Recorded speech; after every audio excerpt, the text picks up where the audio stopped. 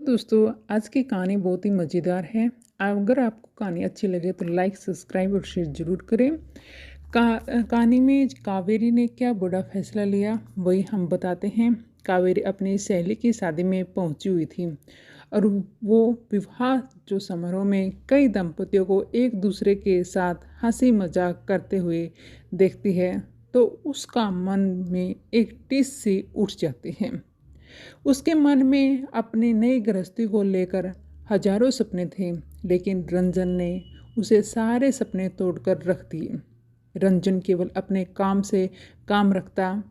कावेरी उसकी हर जो ज़रूरत है उसका ध्यान रखने की कोशिश करती थी, लेकिन रंजन को इस चीज़ का कोई एहसास नहीं था। लेकिन रात को एकांत में जब वह उसके करीब होती तो रंजन मुंह फेर कर सो जाता। कावेरी लाज के मारे कुछ बोल नहीं पाती, वह बस उसकी पहल का इंतजार करती रहती थी।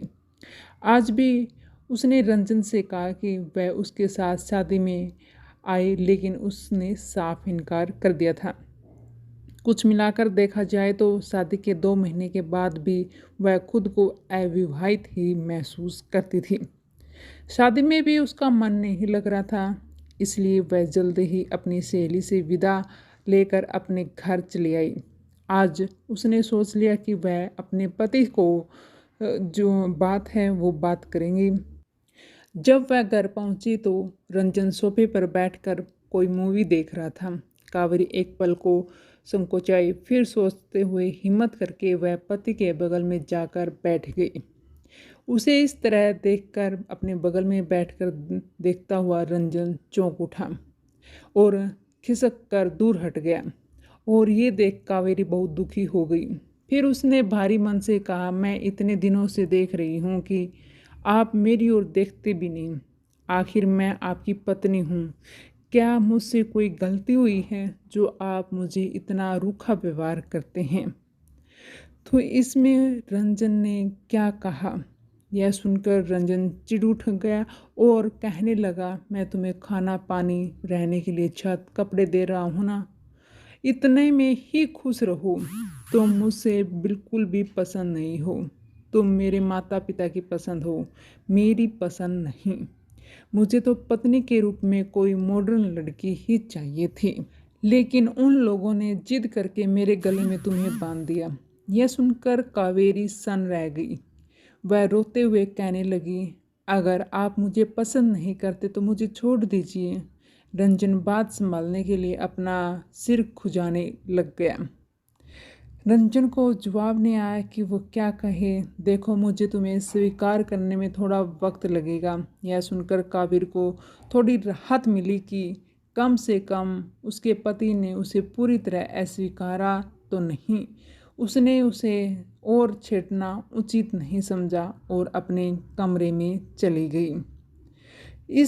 इधर रंजन सोच में था कि अगर मैं इसे छोड़ दूंगा, फिर पिताजी ने मुझे धमकी दी है कि वह मुझे अपनी जायदाद से बेदखल कर देंगे। ऐसे में मुझे इसको झेलना ही पड़ेगा। कावेरी दूसरी तरफ पति का दिल जीतने की भरपूर कोशिश करती थी, लेकिन रंजन तो हर हफ्ते अपनी गर्लफ्रेंड चेंज करता रहता था। उसे अपनी पत्नी से कोई मतलब नहीं था।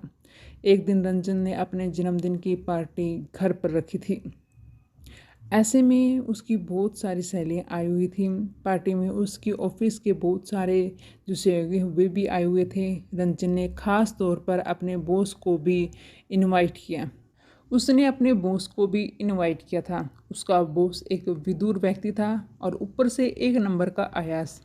जब वह पार्टी में आया है तो उसकी भोली भाली पत्नी को देखकर वो बोलता है कि कावेरी को बनारसी साड़ी में लिपटे हुए देखा तो वह उस पर मोहित हो जाता है।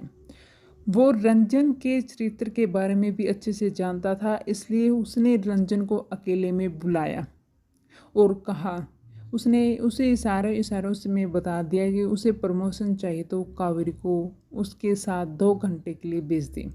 यह सुनकर रंजन सोच में पड़ गया कि मैं जिसे खोटा सिक्का समझता था वह तो मेरे प्रमोशन की चाबी निकली।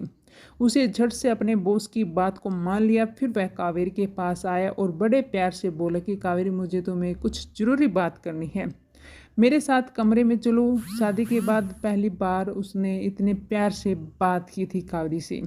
वह बहुत खुश हो गई और सोचने लगी शायद आज अपने जन्मदिन पर मुझे पत्नी होने का अधिकार देगा। वह खुशी खुशी उसके साथ कमरे में आई तो रंजन ने बिना किसी लाग लपेट के अपनी बात उसके सामने रखी और उसे सारी बात बताते हुए कहा, मैं तुम्हें बहुत प्यार दूंगा, तुम बस मेरे बॉस की बात मानकर मेरा प्रमोशन करवा दो। वो खुश हो जाएंगे तो मैं भी तुम्हें पसंद करने लगूंगा। कावेरी कई महीने से पति प्रेम के लिए तड़प रही थी और फिर आज जब उसने अपने पति की बात सुनी तो वह 1 मिनट के लिए तो दंग रह गई कि उसका पति ऐसे कैसे कर सकता है। तब उसके मन में ना तो पति से प्रेम पाने की कोई कामना रही और ना ही पति से कोई सम्मान रह गया।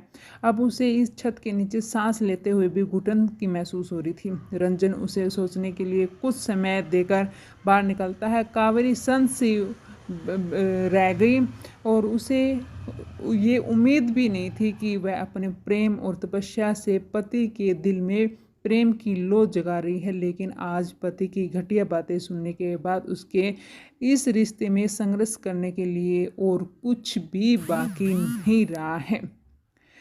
तो एक पल में ही उसे मोह का वह धागा टूट गया जो उसे पिछले 7 महीने से पति की बेरुखी के बावजूद इस घर में रोक कर रखता था। आज वह समझ गई थी कि जो इंसान अपने स्वार्थ के लिए अपनी जो पत्नी का इस्तेमाल कर सकता है वह अपनी पत्नी का प्यार और सम्मान क्या देगा। घंटे भर के बाद रंजन कमरे में वापस आया और प्यार से उसकी हथेली थामते हुए बोला कि अरे अभी तक तुम तैयार नहीं हुई, जल्दी करो वरना बॉस नाराज हो जाएंगे। कावेरी बिना हिले डुले किसी खामोशी गुड़िया सी बैठे रही है। अब रंजन को थोड़ी झुंझलाहट होने लगी और वह उसे झंकोरते हुए कहने लगा, तुम मेरे जवाब क्यों नहीं दे रही, तुम्हें मेरी बात समझ में नहीं आ रही। कावेरी का तंद्रा टूटी और उसने घृणा भरी नज़रों से अपने पति को देखा और एक करारा तमाचा उसके गालों पर जड़ दिया। यह है मेरा जवाब, तुम्हें कोई सुखाड़ के पैर नहीं लगे हुए हैं जो तुम्हें प्यार पाने के लिए मैं इतना नीचे गिर जाऊं। भाड़ में जाए तुम्हारा प्रेम और भाड़ में जाओ तुम। कावेरी ने ये सब रंजन को बोले, मुझे मेरे पति का प्यार नहीं चाहिए। झटके में रंजन का हक्का बक्का सा रह गया। वह गुस्से में उस पर झपटने के लिए आगे बढ़ा। तभी कावेरी ने उसे पीछे धकेलते हुए कहा, खबरदार जो मेरी तरफ एक कदम भी आगे बढ़ा वरना मैं घर वालों को बता दूंगी।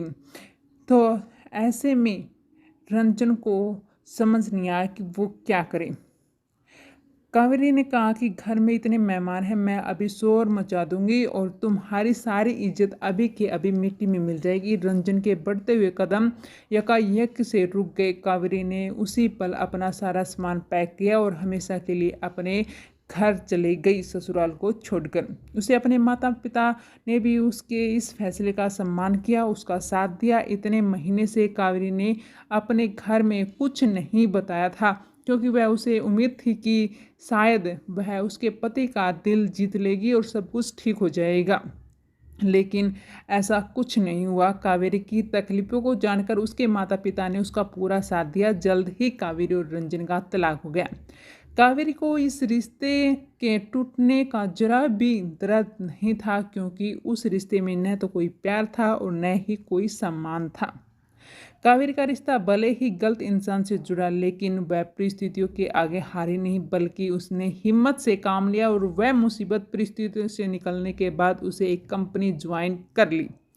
2 साल के बाद उसकी मौसी उसके लिए शुभम का रिश्ता लेकर आए। शुभम की भी वह दूसरी शादी थी।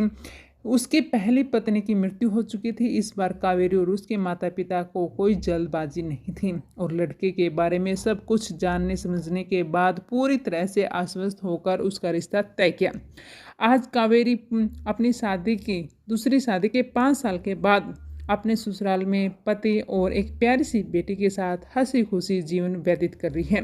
कावेरी की हिम्मत देखकर दोस्तों जिंदगी जीने की एक राह मिली है। इधर तलाक होने के बाद रंजन अकेले ही जिंदगी बिताने को मजबूर है। घर और परिवार में अपनी बदनामी हुई जिसके कारण वह अपने सारे रिश्ते भी खो चुका है। कावेरी की हिम्मत के लिए एक कमेंट तो ज़रूर करें। अगर कहानी अच्छी लगी हो तो दोस्तों लाइक और सब्सक्राइब ज़रूर करें।